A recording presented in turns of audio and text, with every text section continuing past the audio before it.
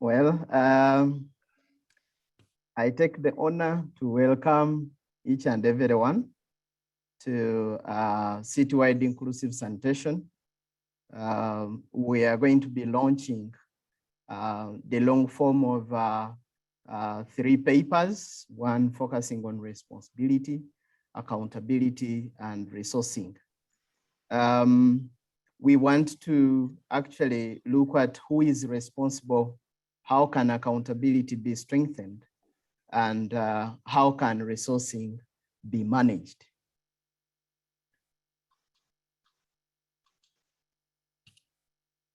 Going forward, we have our panelists for today. Abdumalik Mwinda is my name. I am actually sitting in for the Executive Secretary, Esawas, who is unable to be with us. With me is Yvonne, who is the Project Manager, Esawas. Our panelists for today are going to be Lasana, we have Punita, Angela, Damzo, and Letitia. We're going to have paper presentation, and one will focus on who is responsible, how can accountability be strengthened, and the third one will be looking at how resourcing can be managed effectively. I want to remind our participants that you can reach out to us through the question and answer chat box. Please send your questions through the chat box. We'll make sure we, as much as possible, address those questions. And if it's not addressed by the panelists, then we can have them addressed by the authors for the respective papers. Our program is, first of all, having an overview, introductions, then we'll have panel discussions, including questions and answers from our audience. We'll have an overview of the papers, basically looking at who is responsible. We'll look at the accountability paper and how can accountability be strengthened. We'll look at how can resourcing be managed effectively. And finally, we'll have a launch of the papers. And this will be led by one of our guests that we'll be introducing later. Well, citywide inclusive sanitation is aimed at addressing 3 service outcomes, issues of equity, safety, and sustainability. But this really has to be supported by about 3 system functions. And this is responsibility, accountability, resource management, and planning.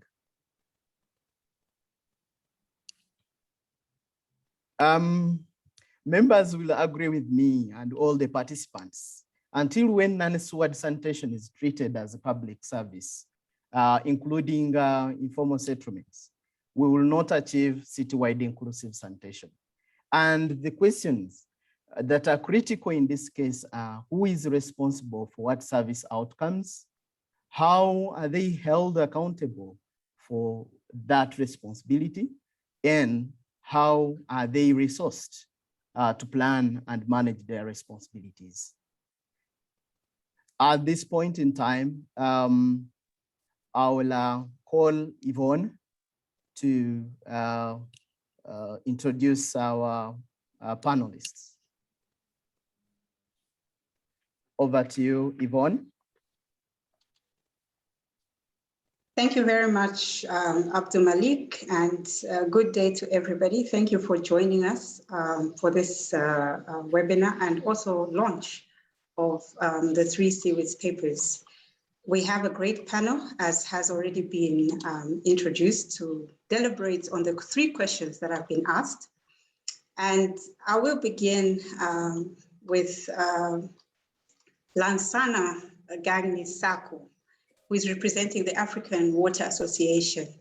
Now, Lansana is a former CEO of ONAS, and he strongly believes that a strong involvement of the private sector in wash sector in Africa is the only way to leave no one behind.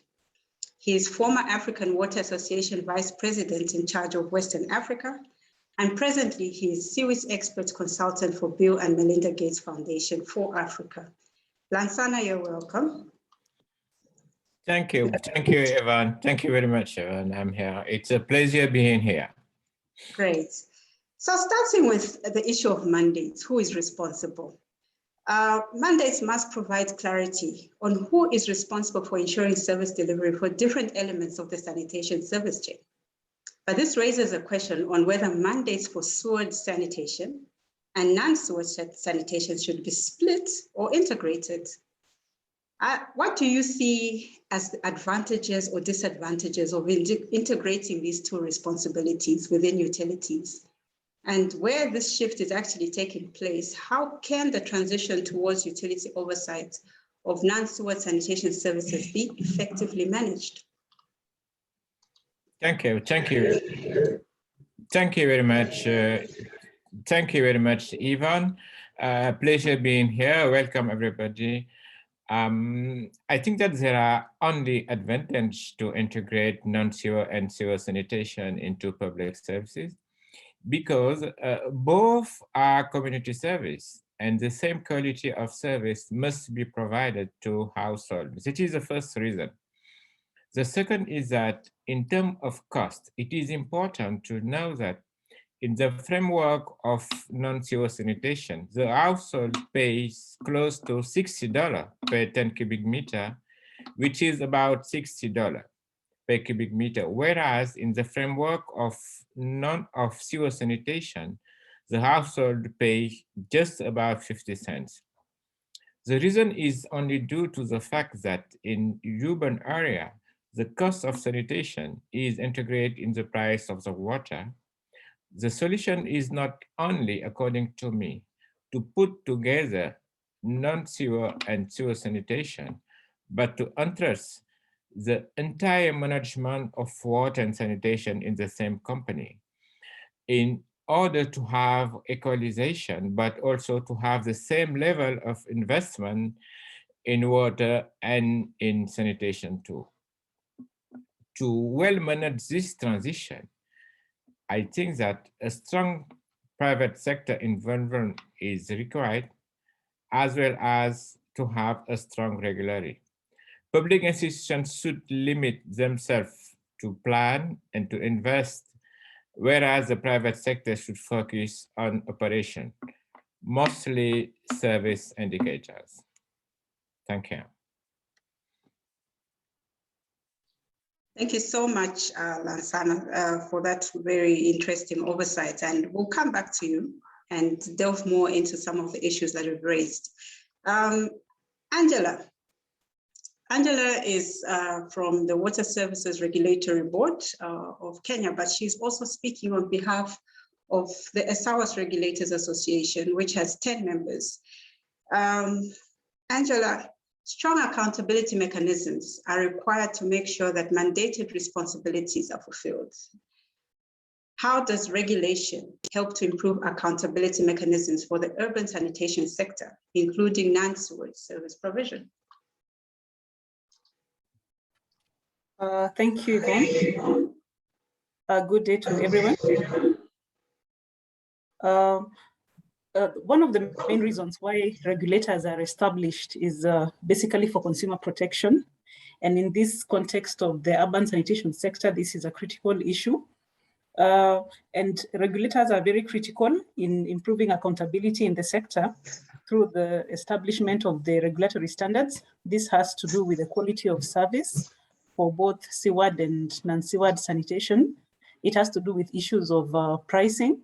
So a regulator comes in, at this point, because it is very critical that consumers are protected when you're looking at now the quality and the pricing issues. In addition, regulation is also critical because the regulators, and in our case of SOWs, the regulators are the ones who issue licenses for the service providers who provide these forms of sanitation. So we are able to establish responsibilities for sanitation matters through the licensing. The regulators also come in critically in terms of the establishing good corporate governance frameworks. You'll all agree with me that corporate governance is critical in accountability because we need oversight of the operators. We need boards of directors to whom these operators are accountable to. And this has been one of the areas that regulators have been really focusing on because we realize that without good corporate governance, even the provision of seaward and non-seaward sanitation becomes a challenge because there's no accountability if there's no good corporate governance. In addition, we have regulators continuously monitoring the performance of service providers, and you find most of the regulators report on a periodic basis, at a minimum annually, on the performance of the sector progress in terms of seaward and non-seaward sanitation. This is alongside the water services.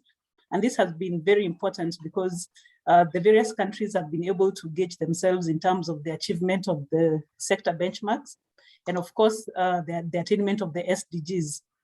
There's also specific focus by regulators on the providers reporting on seaward and non-seaward sanitation in the underserved and low-income areas. So you'll find most regulators in SOWs actually require the providers to report on these two areas. Then finally, the role of regulation in improving accountability in this sector has been achieved through the establishment of consumer groups, which are legally mandated to report on the service provider performance in terms of the quality of service and complaint resolution. Thank you, Yvonne. Over to you. Thank you so much, Angela. That is very insightful. The issues of corporate governance in terms of accountability also key. I'll call on Letitia Padolo from NEO. Letitia is a senior advocacy officer at NEO and conducts various initiatives to ensure access of everyone to human rights by influencing public policies and practices. She's currently leading a multi-year advocacy initiative that aims at strengthening political commitment and technical capacity on sanitation and ensuring to create continued demand for the implementation of inclusive sanitation policies and strategies. Letitia, based on this background, it is centrally important to note that the responsibility and accountability of a mandated service provider is subsidiary to the higher level responsibility and accountability of government. In other words, what we're saying is that the ultimate responsibility for service provision lies with national government. Now, looking at your experience in advocacy, how can national government be engaged to ensure it is discharging this responsibility effectively, including issues of financing the sector? And are there lessons that we can draw from effective advocacy campaigns from other sectors? Thank you, Yvonne, and good day to everyone. So building on what Lassana just said around separation of duties, I think the basis of the problem is that sanitation is not fully understood by our governments. We see, for example, countries where sanitation is not clearly mentioned, countries where there is no policy, countries where sanitation falls into one department in a ministry. So there is already this inadequate integration of sanitation into the vision and the governance of the country. All these leads the government to manage by site and not through synergy to build with private sector, funding agency, financial institution, or simply see the profitability of the sector. And as the government doesn't necessarily see this monetary value of the sector, they are not convinced. Not all countries are indeed at the same level, which is why we must first understand where a particular country is, identify its gaps, and show them the field of possibilities and create a multi-stakeholder framework. We have to make it sellable. We have to create this appetite by putting our decision makers in front of all those options that will lighten them up and provide a dignified life for our citizens. And I also think that financing should not only come from the government. Yes, the government can set the framework, be open to discussion, analyze the options, provide guidance, and also look for funds, but all should not come from them.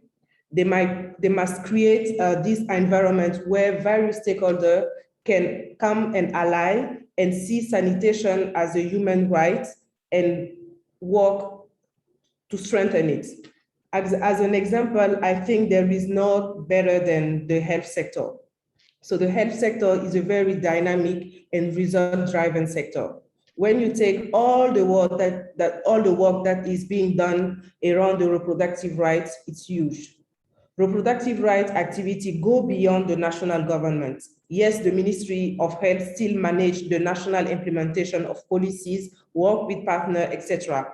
But through time, the government understood that ensuring access to health to its citizens go beyond a ministry or signing a policy document or not. It's a matter of life or death.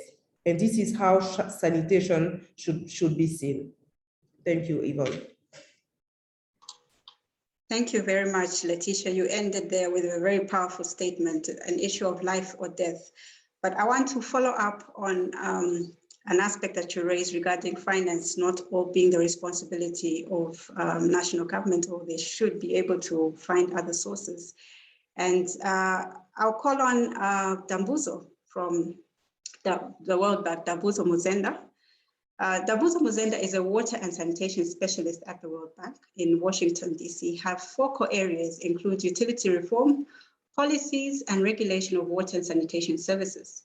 So prior to joining the bank, Dambuzo worked at the UNEP program on green fiscal policy and also OECD. So Dambuzo, following on from what Letitia has raised, are clear mandates, or if we say responsibilities, and strong accountability, are they major considerations in investment decisions? And how, if at all, can IFI investments be leveraged to stimulate key sector reforms for clarifying responsibilities and strengthening accountability?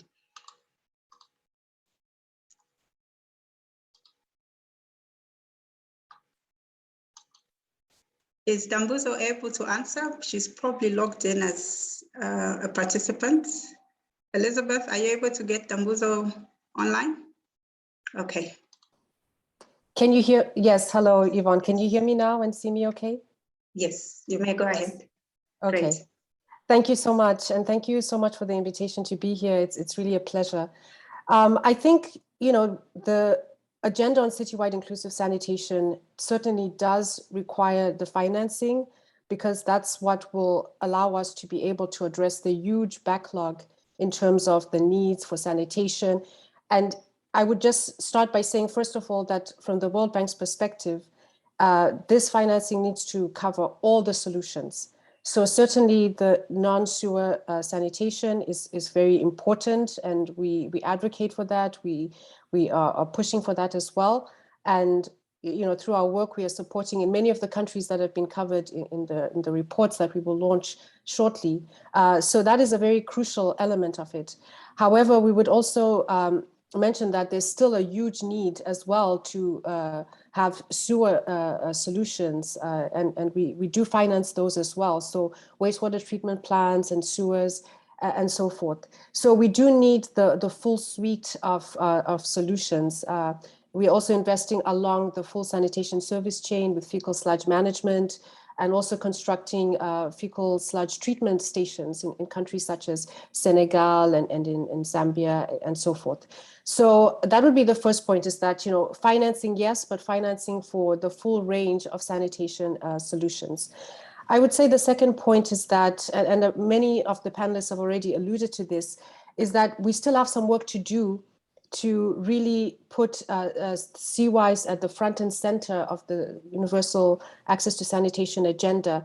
And so our work is also to build the evidence base, to build the knowledge, to make the case that, you know, it is worth investing in CWISE. And I can provide an example from Zambia, where in our engagement there, which we've been engaged for several years on sanitation, and we really worked to develop with the government, with NAWASCO, with the utilities, the master plan, the sanitation master plan in 2015. And this was really able to help them to understand what does it mean if we were going to go into non-sewer sanitation. Could a performance-based approach, which is finally what was adopted, work well? We did the financial analysis to see, you know, is this cost effective? So I think being able to undertake that analysis, to have a very realistic assessment of what it would take is also important. And to the point about accountability, it's also important to note that you can only be accountable when there are the adequate resources. So for the utilities and so forth, it's important that they understand before going into these investments, you know, what is the full life cycle costs? What are the resources needed? Do we have the resources needed? Not just financing, but technical and human resources. So this is very much how we try to work with our clients to really see that full holistic picture. And I think Letitia put it well, that often there's this lack of integrated thinking, the synergies. So I would also say as a third point, you know, we do have our classic financing, our suite of investment tools, classic infrastructure, the analysis that I mentioned, but we also put a very strong emphasis on reforms. So supporting the institutions, whether those are utilities or the local governments, or you know, also working with private operators. So we try to really emphasize that aspect of it as well.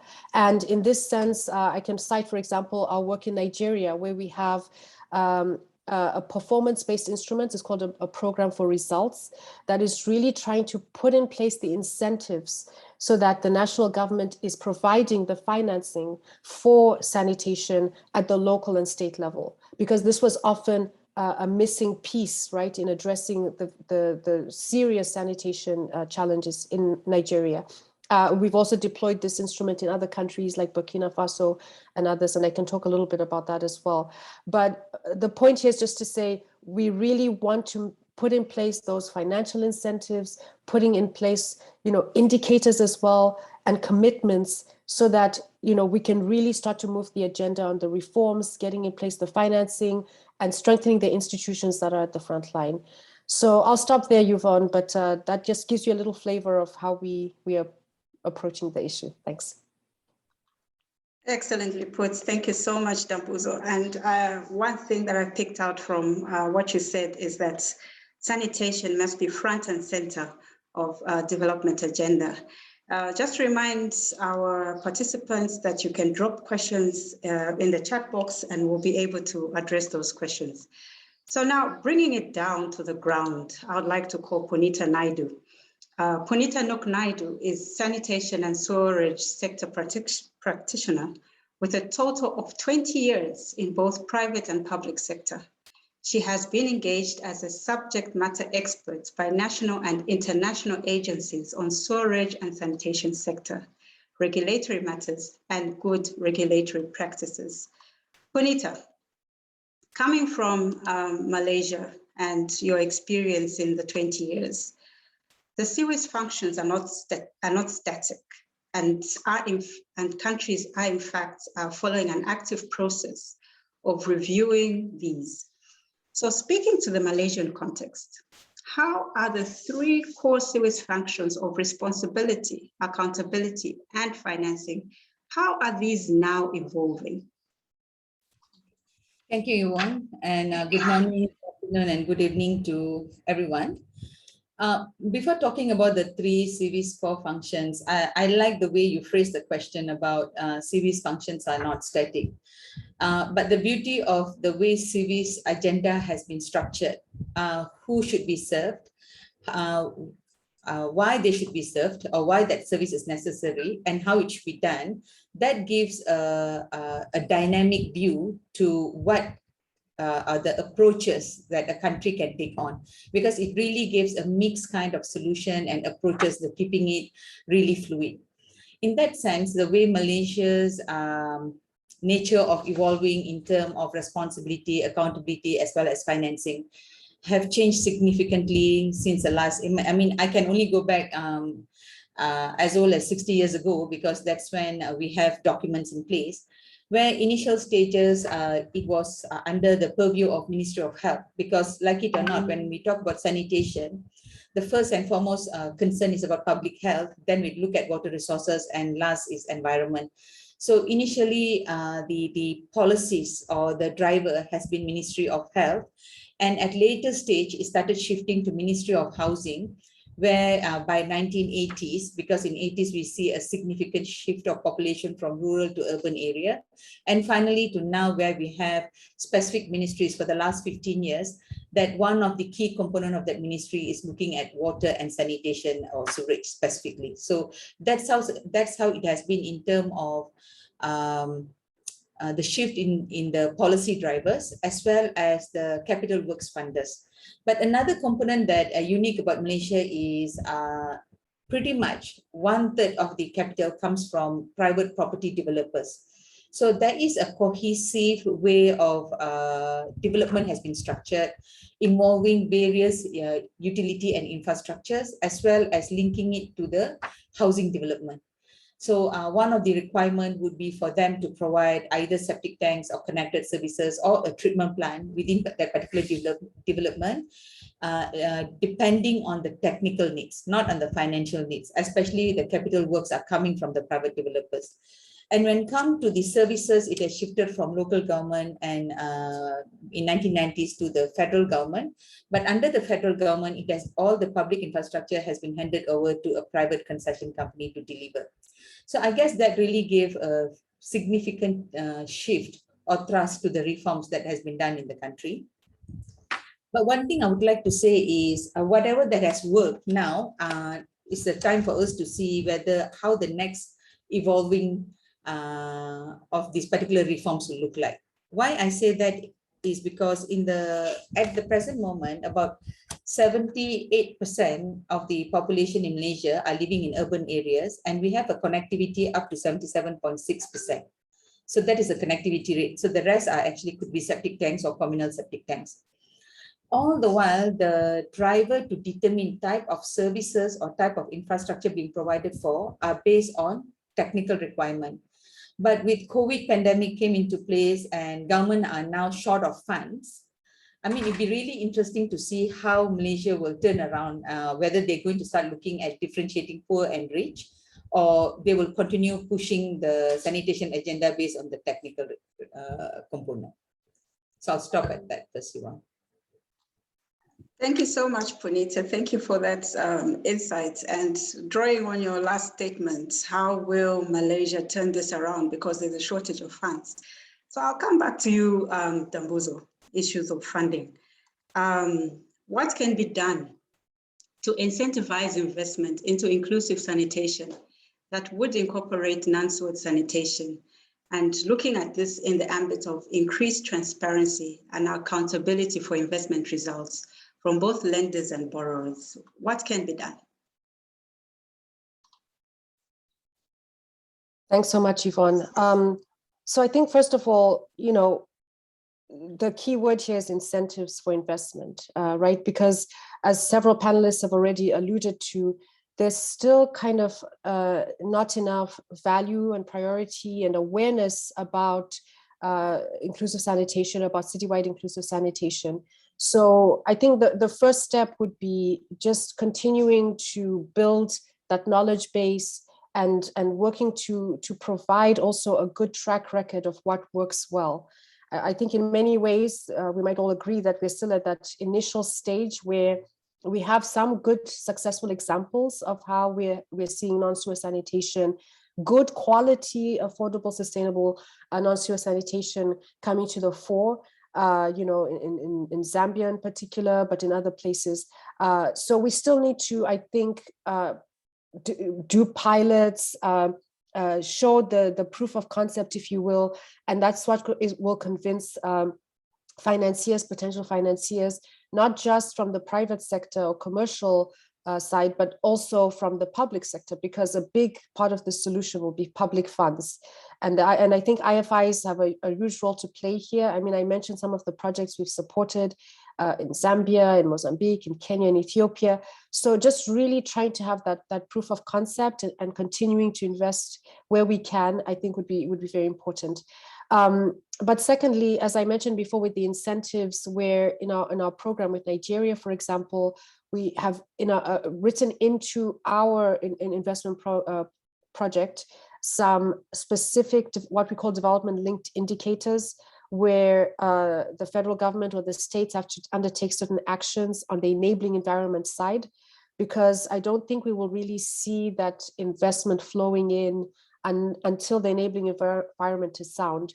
So this would be, for example, developing state level plans, performance improvement plans for sanitation, being able to establish a specific fund, which is what we are trying to introduce also in Nigeria.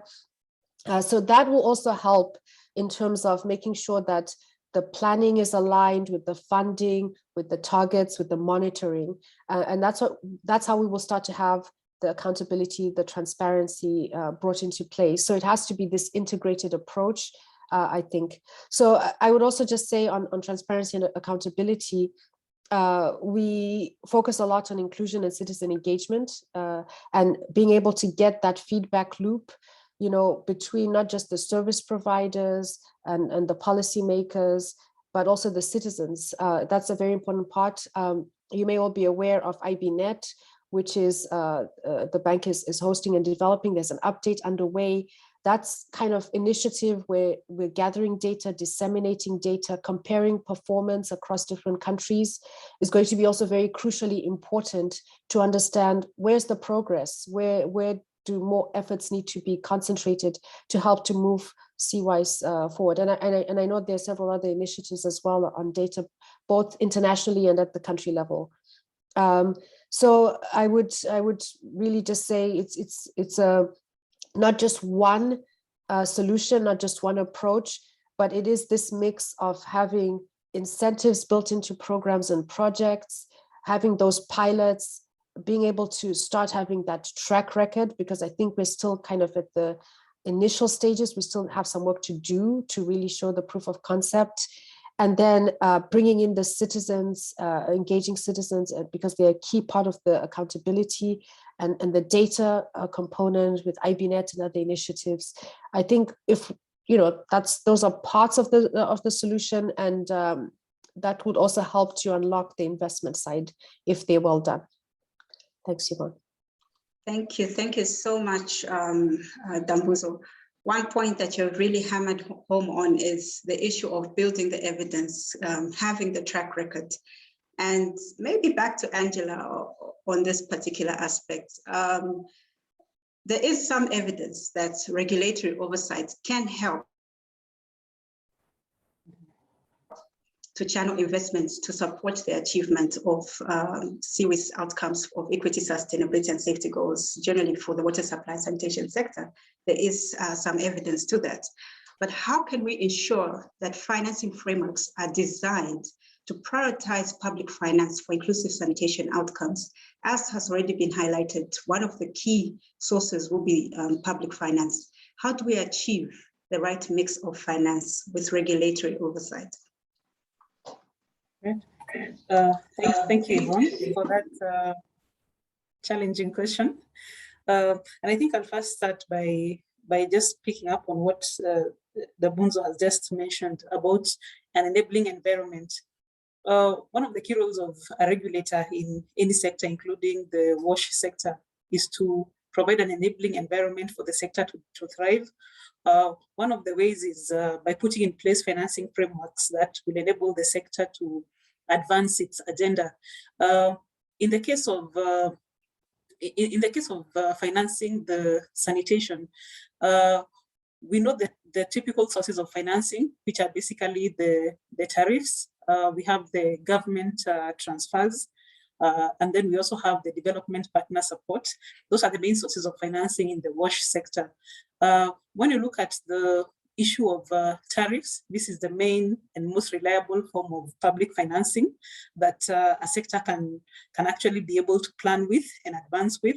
And in the opinion of most regulators is that it is actually the basis for financing the sanitation sector.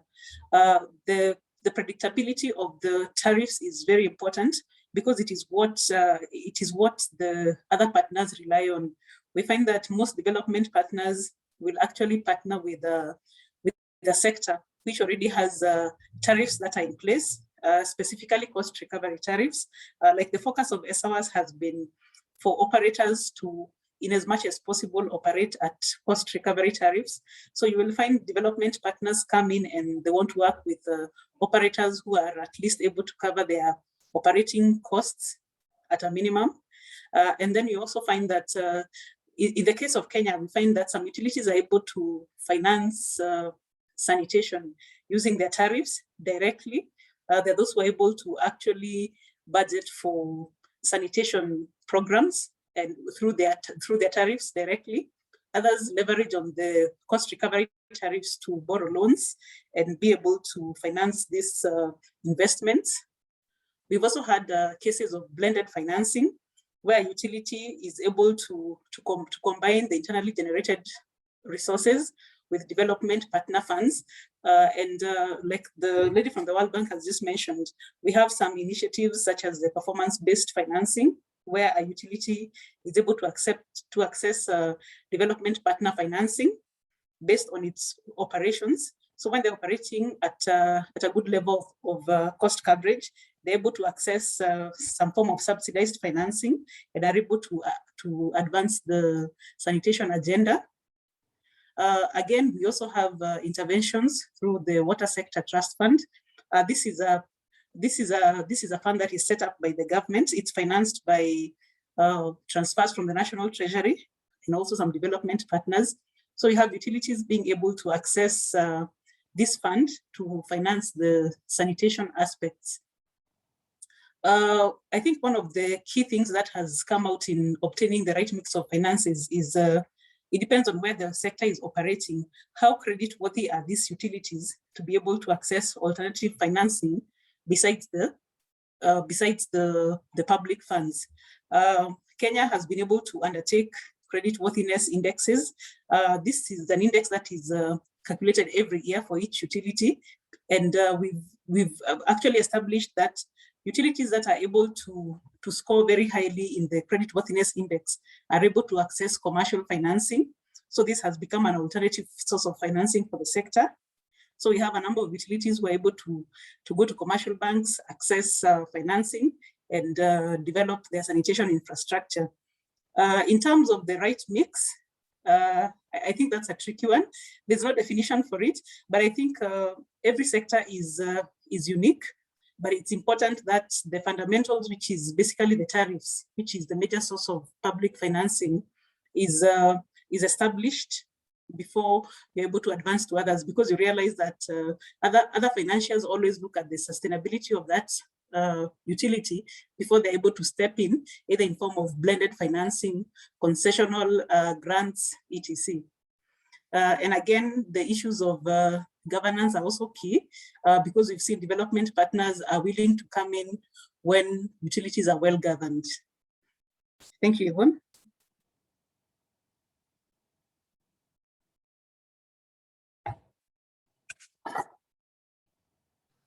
Yvonne, you're muted. Thank you so much, Malik. Thank you, Angela, for giving us a very good oversight of what the regulator can facilitate in terms of incentivizing investment to the sector. But at the end of the day, it is the consumer or the citizen that is the ultimate beneficiary of services. So, Letitia, what role can the consumer voice play in strengthening accountability for sanitation service provision? Mm-hmm. Thank you, Yvonne. I think the management of sanitation services is a sensitive issue because of the nature of sanitation. So sanitation, for 4 years now that I've been working on, has made me understand the complexity of it. According to the sanitation value chain, the first link is collection. But for me, the first link is the citizen, is the human. We are all producer and beneficiary of sanitation services. Sanitation issues are not only technical like infrastructure. So the intrinsic nature make it complex, and this is where accountability should be engaged. Accountability of citizens should be engaged and shaped. So consumer voice for me can be used in two ways, the collective and the individual. The collective level for me is all those civil society organizations, citizen movement that we have to work with. You can discuss or engage with 10 or 40 million of citizens overnight. You have to have some spokesperson.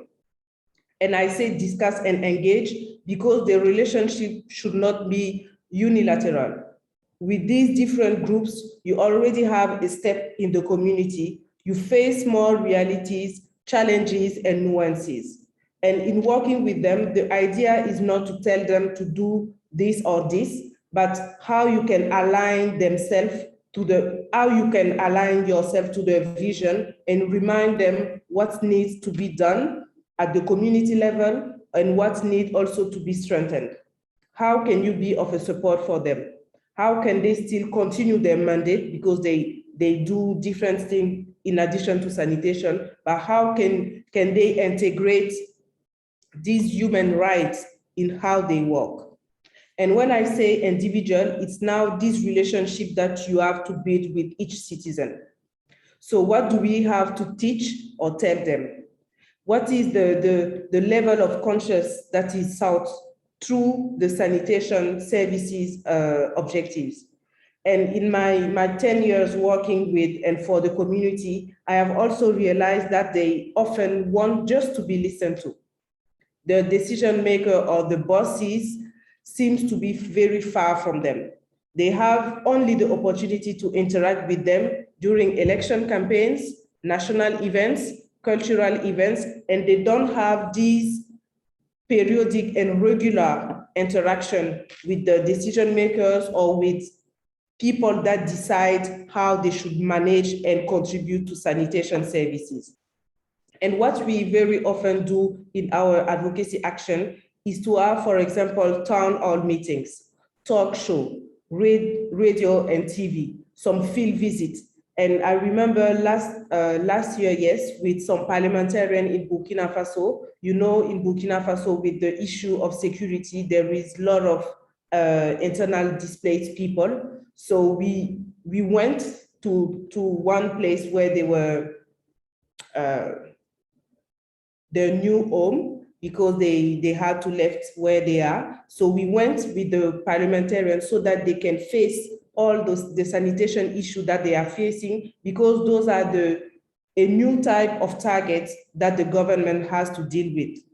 Because our policy are only for people who are settled in household, but not for those people that are around us. And the context also can change, how our government should adapt themselves and find some quick solution to those type of people. So we went there, we faced some challenges that, for example, women are facing during the menstrual hygiene with the girls, because in terms of between them, there is also insecurity. Yep. And all those things with, you can have the authorities, the local elected official, private sector, and this change.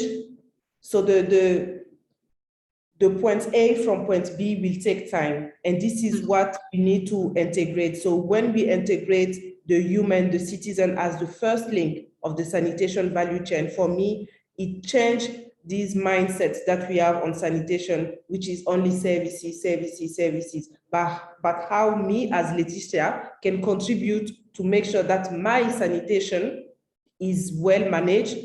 If I manage well my sanitation, I will manage well for my family, for my community, and for the country. Wow. Thank you. Yeah. Thank you very much. Excellent point. Beginning with the user, and yeah. And the other aspect that you brought out is the issue of politicians only engaging with the consumer when it's time for election. And the consumer then, or the citizen, must know that probably that is the time to use the vote to remove those that may not be able to deliver on sanitation services. But thank you so much for that. Punita, let's look back at services, even though Letitia is telling us we don't need to concentrate too much on services, but we also need to ask certain questions. In terms of saying citywide inclusive sanitation as a public service, does that imply that it must be full public sector service provision?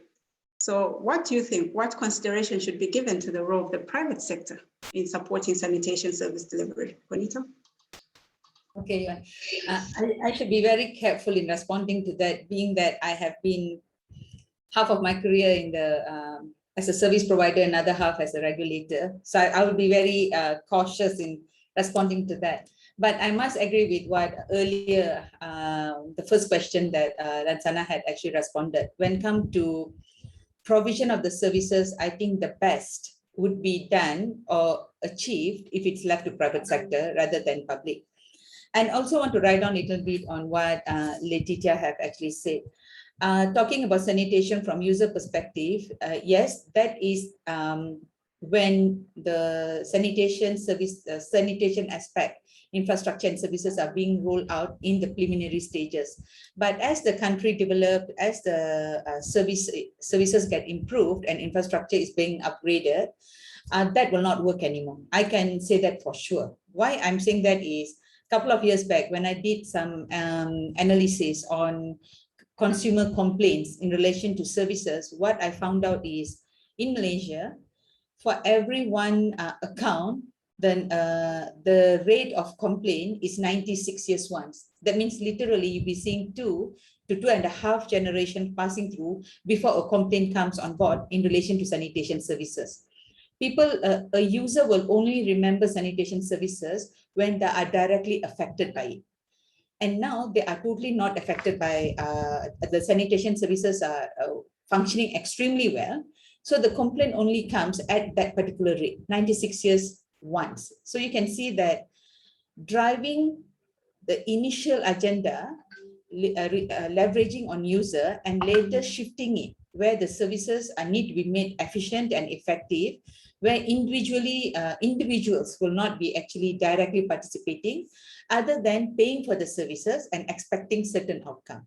So when looking at that angle, I feel public sector should, this is a public service, and the way the regulator or the government agencies regulating it should appear is establishing the outcome parameters.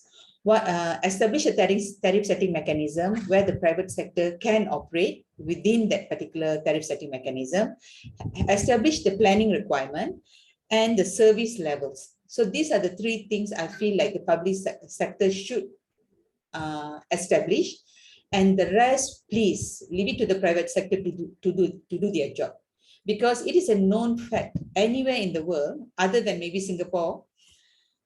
Private sector is risk takers, public sector is risk averse. Public sector will wait and see, private sector will jump in and do. I mean that's how the relationship works. So that's what should be leveraged on. So that's from me. Thank you so much, Punita, for putting those clear cuts. What should private be engaged in? What should public sector be engaged in? Who is risk averse and who has a risk appetite? Lansana, the ladies have hit the balls straight home, and we are relying on the only gentleman in the room to now expertly close the door on this panel discussion. So in your view, rounding it all up, what accountability mechanisms can be effective in underpinning responsibilities for mandated service providers, which include the poorest and informal settlements? 2 minutes. Thank you also for giving me the floor for just 2 minutes. I think the first step, the first one, is to have a strong regulator that is equidistant between the public and private sector. The second is to make private sector making money. Otherwise, it won't work. If they make money, for sure the service will be great. This does not necessarily mean that the cost will increase for households. There are methods for subsidize that the government can provide. The second is that this is very important point. We have to come back on it. Is that the public sector has a responsibility to make investment. And with the demographic growth that we have in Africa, if the investment are not made, the facility are quickly under capacity and we cannot have a quality of services. The regulators should particularly monitor the investment plan and ensure that they are carried out. This point is one of the major weaknesses of public service in terms of sanitation. And I think that there is very important point that we didn't talk about responsibility. The first question, according to me, should have been who decide on the system of investment of sanitation that we put in place. Personally, I remain convinced that sewer sanitation will lead us anywhere. It's like a financial suicide. I'm from public sector, and I see you make investment and you don't have financial means to make the investment work. I think that we really have to change a paradigm if you want to make it. Access for the disadvantaged is we face two major obstacles. The first is that there is simply not investment in some rural area. And the second is that most of the poorest, they have on-site sanitation, and the cost is just much more expensive than the sewer sanitation. And think this is where the government have to really think about how we have to monitor the cost to make it, affordable for the poorest. Otherwise, we cannot make it. Thank you. Thank you so much. Thank you for really putting a very good summary to this discussion. And I like the fact that the recognition of the role of the regulator in actually pulling everything together from responsibilities to accountability up to resourcing, a very critical point and very important to take note of. So thank you so much to the panelists. You have done a very amazing job. You really put us on good footing to now look at the papers themselves and what the findings have been in light of what you have already put forward. What are these papers actually saying on issues of responsibility, accountability, and resourcing? I will hand back to Malik. My part is done for now. Thank you so much. Thank you so much, Yvonne, for moderating, and thanks to our panelists for the excellent diagnosis of the different issues surrounding seaweeds. We now dive into our papers, and we have a paper on who is responsible. This is authored by Jackie Zitonda, Abdulmalik, and Sam. I'll invite Sam to take us through. Sam, over to you. Perfect. Thank you so much, Abdulmalik. We're just sharing the slides. Okay, and thank you to Yvonne and to the panel. An absolutely fascinating discussion, and it's such a pleasure to be contributing to this session. So I'm going to give just a rapid overview of the findings from the responsibilities paper. So this was co-authored with Jacques Nzonda from RURA, the regulator in Rwanda, and Abdulmalik, who of course you've just heard from. And I also want to give a huge shout out to consultant Kathy Eels, who provided some invaluable inputs to this paper. Next. Okay, so this paper is based on a global mapping of over 30 countries to understand which authorities have the legal mandate for urban sanitation services and what is included in that mandate. So building on that mapping, we conducted a series of key informant interviews with the experts within city authorities, regulators, and ministries. So the findings that I'm about to present are essentially a synthesis of the perspectives of those experts who are dealing with these issues every day. In terms of structuring questions, I just wanted to highlight that we were very much interested here in what we call positive traits that can inform the design of urban sanitation mandates, and also how mandated actors are executing those responsibilities. So factors including the business model, the service model, how are services practically being delivered. Next. So through the global mapping, we identified 5 broad mandate structures. So there are 5 ways in which responsibilities for urban sanitation tend to be structured, looking at countries at the global level. A key distinction, which we've reflected on in the discussion, is whether responsibilities are integrated. So that is to say, sewage sanitation and non-sewage sanitation sit with the same authority, or whether they are split. So sewage sanitation, non-sewage sit with different authorities. In the paper, we present 5 case studies, one for each of these mandate structures, and we look at how services are being approached within that context and under that institutional arrangement. So those case studies are Malaysia, and Punita, who you've heard from, was a key informant for that case study, Zambia, Uganda, Dhaka, specifically in Bangladesh, and Mozambique. Next.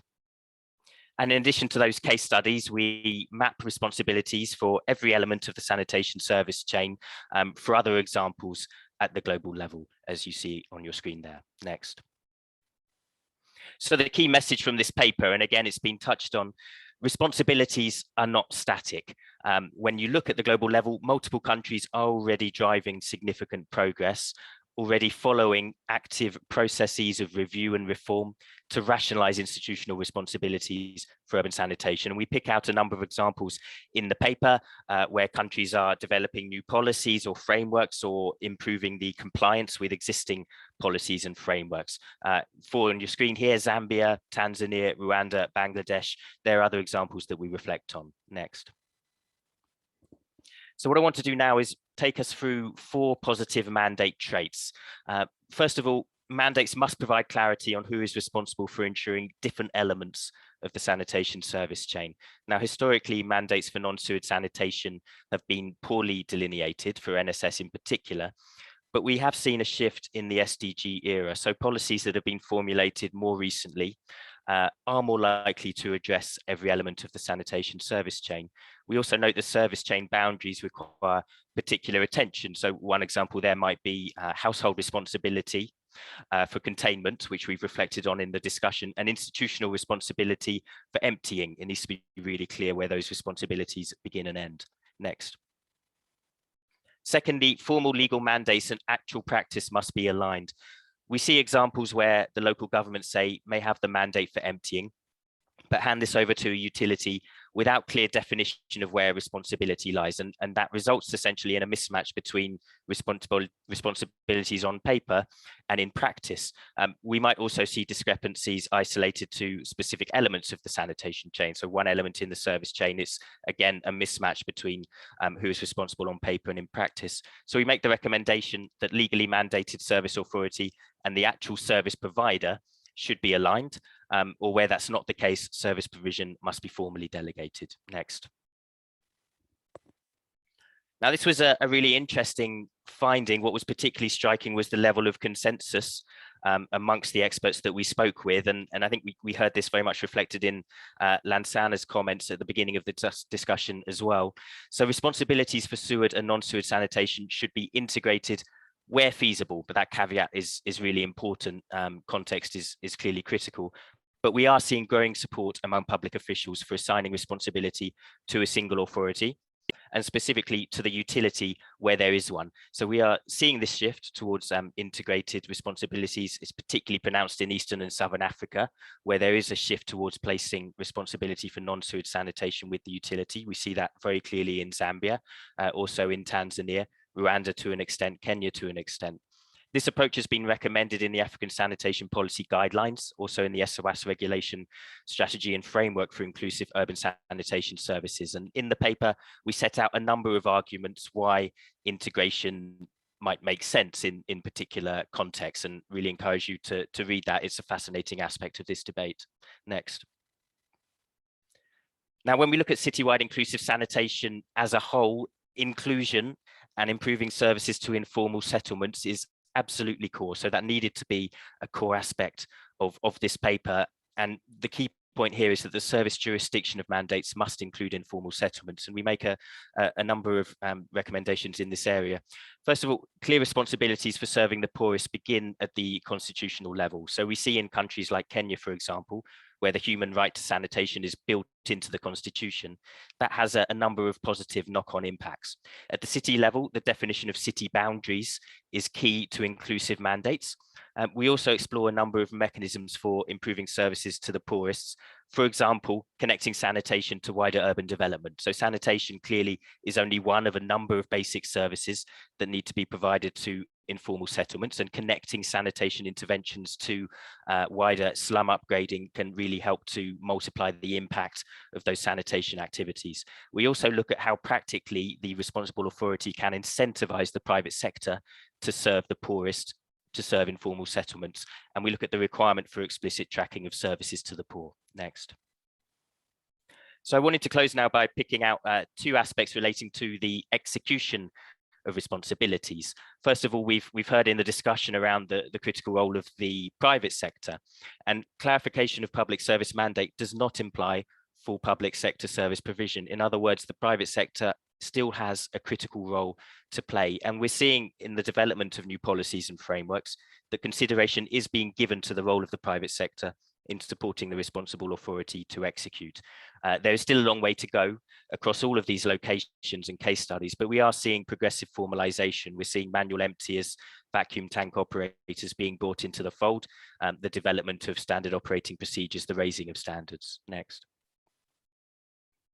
And finally, there is a need for enhanced focus on the institutional mechanism for sanitation service delivery. So I've been focused to date here on responsibilities essentially outside the institution, the authority, but it's also critically important to have clear roles within the responsible authority. So a utility, say, that is adopting the mandate for non-sewage sanitation, what is the mechanism through which that utility is going to deliver and oversee services? Now, the execution of revised mandates requires a long-term process, that's really important to underline, of adjustment and institutional reform. And a number of the decision makers that we spoke to emphasized this need for continued engagement with and support to responsible authorities from line ministries, from regulators, and also from IFIs. So this long-term process of adjustment, this needs to be reflected in the design of loans. Next. So to recap, clear responsibilities are the foundation for CWISE. Countries are taking active steps to review, reform, rationalize responsibilities for urban sanitation. Next. And really encourage you to look at this paper, and what we have tried to do is provide, in a sense, a checklist for policy makers, decision makers involved in clarifying responsibilities for urban sanitation. So we provide 4 positive mandate traits that we think can be applied to support that process. And we, of course, also reflect on the execution of mandates. Just on that final point, accountability was very much emphasized by our respondents as being key to this discussion. There needs to be downwards and upwards accountability for the responsible service authority. Financing was equally emphasized as being core, but I'm not going to touch on that in this presentation because Guy and Oliver are now going to address those issues in turn. Okay, that's everything from me. Thank you. Thank you so much, Sam. That has been so elaborate and comprehensive. We'll then invite Guy to dive us through accountability. How can accountability be strengthened? And this paper was led by Guy Norman and Richard Cheriot. I invite Guy to proceed. Thank you, Abdulmaliki. And I'm going to talk about accountability, leading on from Sam's very important discussion of responsibilities and mandates. And as Abdulmalik has already said, this paper was authored by myself and by Richard Cheriot of WASREB, the Kenyan regulator. Can I have the next slide, please? So in order to deliver this study, we reviewed 7 countries to understand how mandate holders can be held accountable for delivery of sanitation services.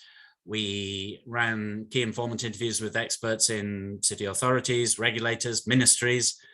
But before I come on to talking about what is accountability, and that's important, some structuring questions. What are current approaches for ensuring accountability, particularly for non-sewered sanitation, which is what the poor rely on almost invariably?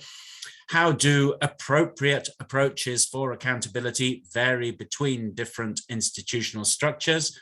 And what are ways forward for improving accountability? Next slide, please. So importantly, what exactly is accountability? I invite you to look at the paper for a more detailed discussion, but we're going to talk about accountability as centrally requiring 3 things: that the mandated entity, that could be a utility, it could be a municipality, the mandated entity must have clear performance objectives. Secondly, mechanisms need to be in place to ensure rigorous monitoring or tracking of performance against those objectives. And then the outcomes of that tracking should translate into consequences, which might be positive rewards or negative penalties for mandated entities which are doing well against their performance objectives or doing badly against their performance objectives. Next slide, please. So what are existing mechanisms of accountability? Well, first of all, of course, we have independent regulation, and a common situation is for there to be a single national regulator regulating multiple service providers, in our context, utilities in different cities. And examples of this, as most people will know, are Kenya, Tanzania, and Zambia. We may also have a situation in which there is independent regulation, but only one national service provider. This is currently, at least, an uncommon situation. So one national regulator, one national service provider, and we see this in Malaysia. A more common situation where there is only a single national service provider is for there to be ministerial regulation, often referred to as regulation by contract. And we see that, for example, in Senegal and in several other countries of Francophone West Africa. So these are types of regulation, but we may also consider self-regulation. Now, cynically, you might say self-regulation is no regulation. But in some cases, self-regulation can be very powerful, and we would recommend you to look at the case of Johannesburg Water, where there is a very strong internal regulation unit. City ranking schemes and similar can play a role in accountability, and we see this most famously in India with the Service-Can city ranking scheme that ranks cities according to their cleanliness. And there are some similar schemes or ideas for schemes in other countries. We shouldn't forget customer complaint mechanisms. Customer complaints are a very important mechanism of accountability, but of course, customer complaints only work if you're a customer. If you're not a customer, they don't work, not for you. So we also need to look at wider citizen complaint mechanisms, even in situations where you're not currently receiving a service. And finally, electoral accountability. And I think Yvonne earlier mentioned the possibility of voting a government out if they're not improving your sanitation. That is clearly a mechanism of accountability. And I'm sorry, I'm seeing a comment here that self-regulation is not regulation. Fair point. We can debate about what that means. So electoral accountability is a little bit different. Please do look at the paper. Next slide, please.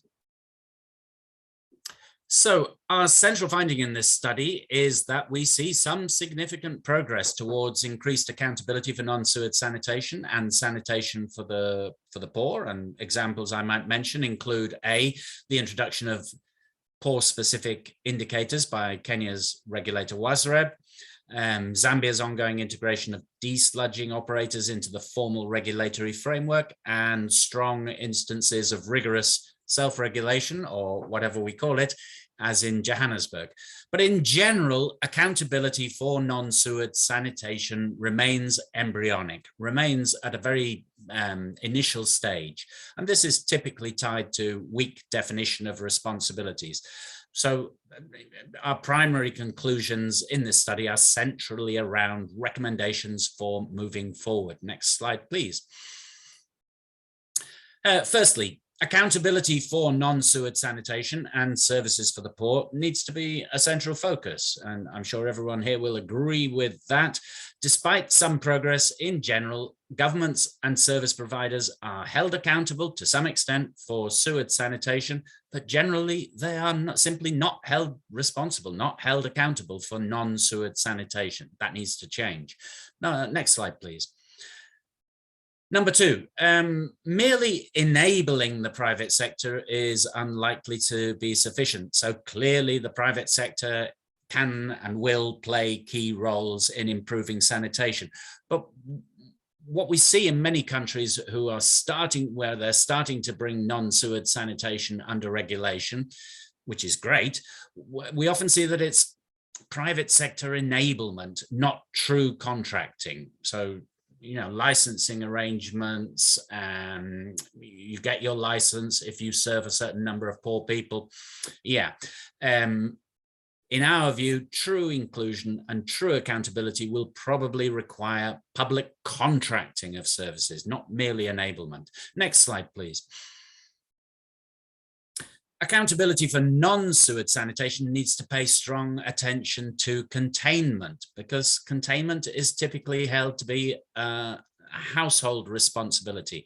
And clearly there are very close links between a service provider's responsibility for desludging and the household's responsibility for containment and for desludging. If we want to achieve citywide inclusive sanitation, I think we can no longer consider containment and desludging to be solely a household responsibility, particularly for the poorest households. Next slide, please. Number four, strengthening transparency. Now, this is fundamental for accountability, and also it's a relatively easy win. Regardless of the institutional structure, there should be collection and transparent publication of detailed data on sanitation service levels and service quality. Next slide, please. And finally, demand should be viewed as central. Now here, I'm not referring to willingness to pay, which is how we often interpret the word demand. What I'm saying is more fundamental. In order for citywide inclusive sanitation to happen, people that live in low-income settlements, slum dwellers, need to expect sanitation as a public service and demand sanitation as a public service. So this is perhaps an area where development partners can assist. Next slide, please. So to conclude, in a number of countries, including Zambia, including Kenya, but also other countries, we see very positive forward progress towards improving accountability for non-sewage sanitation, and linked to that, for services for the poor. But it's very, very early days.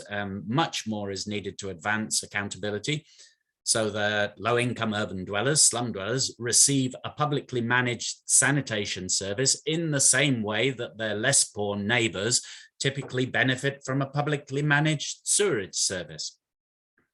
And finally, as I've just said, increased transparency is a really easy win and applicable in all contexts, pretty much all contexts, regardless of the type of mandate holder and regardless of the institutional framework.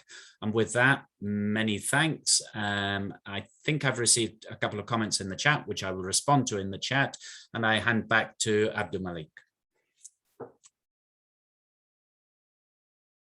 Elaborate presentation. Some questions in the chat box, and I'll encourage us to respond to them. One question is from Farah, considering the O&M of the infrastructure, will investing in the fecal sludge treatment plants and reuse of treated product be profitable for medium sanitation entrepreneurs? I think that's critical. We take note of that. We'll be responding to that. We had another comment for some of the examples where customer complaint mechanisms or electronic accountability are working. I think we'll also respond to that. I'll now invite Olive to take us through how can resourcing be managed effectively. The platform is yours. This paper was authored by Angela Kimani and Olive Jones. So Olive, you're welcome. The platform is yours. Thank you very much. And thank you to the panelists and to my colleagues, Guy and Sam, who have set a good foundation for me to discuss the final CWI's function, which is resource planning and management. And as mentioned already, and as we heard from her already, Angela Kimani was a co-author with myself of this report. Could I have the next slide, please? So the analysis was based around the elements of a financing framework that could support improvements in resource planning and management for urban sanitation services. And as you can see, financing frameworks are not a single document, but made up of a range of rules, policies, tools, and systems. And this slide sets out some of the key components that are required for an effective financing framework, covering assessment and diagnostics, and strategy and monitoring, as well as including the outcomes that CWI's investments would hope to achieve. And again, I implore you to have a look at the full report. It looks at those different elements in more detail and sets out what would be required and expected of those different components to support the overall framework. The next slide, please. So the analysis was based on interviews with stakeholders in 6 countries from a range of institutions, regulators, utilities, local and national governments, and donors, similar to the other studies. Evidence was also drawn from some other countries, including Cambodia, India, I think Ethiopia, and the Philippines. And this table sets out some country status against a number of indicators to show the progress of each country towards having a comprehensive and effective financing framework in place for urban sanitation. The report sets out the country's experiences in more detail, but today I'm going to focus on the higher level findings from the report. Next slide, please. So firstly, it's clear that financing frameworks are key to prioritizing public finance for inclusive sanitation outcomes. Respondents believe that financing frameworks need to be guided from the top down through national targets and strategies, as well as through finance and investment principles and modalities. But they also need to be influenced from the bottom up through local plans and taking local capacity into account, as well as listening to the needs and voices of the poor and the unserved. Effective investment planning requires also a detailed understanding of service needs of different groups and the costs related to initial capital expenditure and ongoing operational expenditure to keep services running, as was discussed earlier. But the data required to understand this is often lacking, especially for non-sewered sanitation services when you look across the supply chain, and also for soft infrastructure, as I'll come on to later in my presentation. The CWI Service Assessment Planning Tool, which some of you might be familiar with, has been designed in collaboration with regulators and service providers to assist in evaluating a variety of service options and prioritizing the most cost-effective services to expand sanitation coverage, and advise you have a look at this. Effective investment plans should also provide clear criteria for the allocation of resources across a range of competing options and constituents, as well as provide transparency for investment decisions made in the future. Next slide, please. However, a significant challenge the sector faces is that financing and investment decisions, as well as asset ownership and operations, as set out in this diagram, often sit with different stakeholders. These stakeholders have different priorities and visions for how infrastructure and services should be delivered. In addition, as discussed by Sam already, confusion over institutional roles, as well as split sanitation responsibilities between sewered and non-sewered sanitation, as well as weak fiscal decentralization, has proven to compound this issue. As a result, performance goals and incentives of different institutions often don't align, and this can have a significant impact on how resources are raised, allocated, and spent. This also hampers efforts to hold financially disempowered institutions to account for spending decisions and investment results. Next slide, please. So achieving the right mix of finance is critical to long-term expansion of services, and this was touched on by the panel as well. It also supports the equity and viability of results. Tariffs remain an important component of the financing mix. However, customer affordability and weak revenue collection impacts service authorities' ability to achieve full cost recovery. Split mandates has proven to hamper cross-subsidy of tariffs as well, especially if authorities are new to non-sewered provision, which can be particularly challenging to collect revenue from. It's clear that taxes need to make up a larger share of the financing mix, but they also need to be used more strategically to address inequality and stimulate other investments. And while commercial finance presents an opportunity, and we heard some examples of where it's working in Kenya, it remains out of reach for most cities and is also unlikely to be targeted at the poor unless some results-based system is put in place. Next slide, please. So where investment is allocated also needs to be reviewed, and this was touched on again in the panel discussion, I was pleased to hear, with greater emphasis on supporting national soft systems infrastructure alongside new hard infrastructure. So this means for service authorities, investments need to be channeled to strengthen customer service, billing, and asset management systems. And where new non-sewered mandates have been taken on, resources are also needed to support institutions to adapt to the new roles through capacity development and building new relationships with the private sector or other stakeholders. At the national level, investment is also required in regulation, infrastructure development departments where required, and monitoring systems to increase accountability and transparency around investments. Governments and donors should allocate resources to support the transition needed to citywide inclusive sanitation as well. And this could include temporary subsidies to support improved efficiency of both the public and the private sector.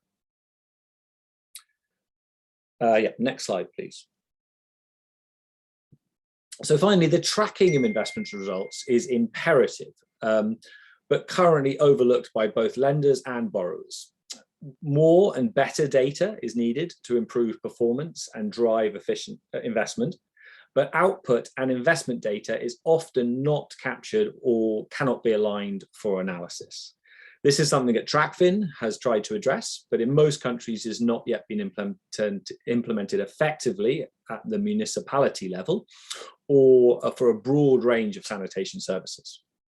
As a result, planned versus actual results are not scrutinized with expenditure data, and failure is often not understood. And tracking how investment has addressed rather than reinforced inequality in access is currently not effectively done in most cities. Furthermore, capturing medium-term outcomes, such as whether investments result in services being expanded, improved, and sustained over time, should also be prioritized in future monitoring systems. Tools have been developed to support the segmentation of service providers by performance and creditworthiness, and this was touched on earlier. Such approaches offer an opportunity for more efficient and effective allocation of resources to support providers at different levels of maturity. And it's worth looking at the World Bank's Utilities of the Futures tools if you're not familiar with them. And final point, Investment planning would also benefit from having a learning orientation to ensure that the right incentives are in place to accommodate and learn from failures as citywide inclusive sanitation approaches are more widely adopted. Thank you very much. Thanks so much, Olive, for that insightful presentation. Well, the number of key messages that we need to carry with us from the three presenters. Having heard from them, we can see that one critical issue that needs to be addressed is responsibility for sewer sanitation and non-sewer sanitation should be integrated within one responsible authority where feasible. I think this was very clear if we followed clearly from our colleague Sam. Then secondly, clarification of public service mandate does not imply full public sector service provision. That was also key from Sam's presentation, and I would like us to take note of that. Then when you hear what actually our colleague Guy went through, issues of accountability for non-sewer sanitation service and services for the poor merit special focus. We needed to focus on them more. Issues of financing frameworks are critical for public finance for inclusive sanitation service provision outcomes over infrastructure inputs and regressive subsidies. We saw that clearly from the presentations. We also see that investment in national system soft infrastructure must be accompanied by financing for hardware infrastructure. I think that is critical from those presentations, and that's what we write home. At this point in time, I would like to invite our guest today to formally launch our papers. But before I invite the guest, all the questions that are in the chat box, we take note of them and we'll make efforts to respond on them to all our audience. I will invite Alice, you're welcome, for us to formally launch the three papers. Thank you, Abdul-Maliki, and thank you. The panel was just outstanding. The conversation has been fantastic, and these papers were very succinctly presented. There's so much work that's been done to collect this experience, the experiences globally, and really capture them in these three simple questions that have really complex answers. So really kudos to the broad team of co-authors who contributed to these papers. Thank you so much for the panel discussion that really helped us start by thinking about what any of this means in practice.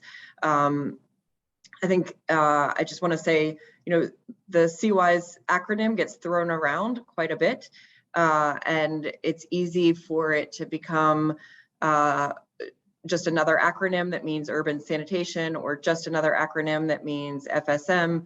And I think the panel discussion and these papers have really driven home that this is a new approach to service outcomes that we've all agreed through the SDGs, through policies, through human rights frameworks are important for urban communities. We've all agreed on these goals of equity, safety, and sustained services for everyone. What does that mean in practice when we have a range of different institutional arrangements in countries? What does it mean when we have a range of different hardware regimes and a range of different starting points in terms of development of sectors?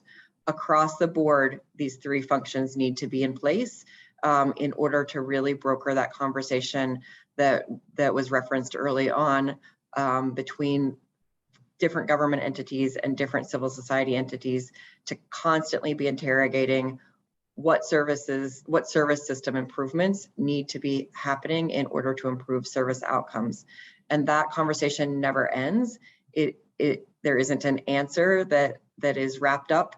It is an ongoing conversation as needs, resources, and constraints change in any given city and in any given country, the questions and the improvement needs to continue to take place.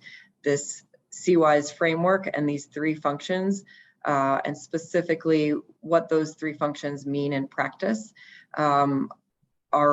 this paper series presents a tool for really interrogating that systematically, and making an kind of an overwhelming task and challenge become feasible, regardless of where you're starting from. So thank you all for all of the work. And with that, ceremoniously present the papers to the sector, and the links are there. So thank you all very much for all your work and your attention, wherever you're calling in from. Thank you very much, Alice. And we formally launch our papers. Thank you, SOAS, for coordinating this all. It's fantastic. Welcome.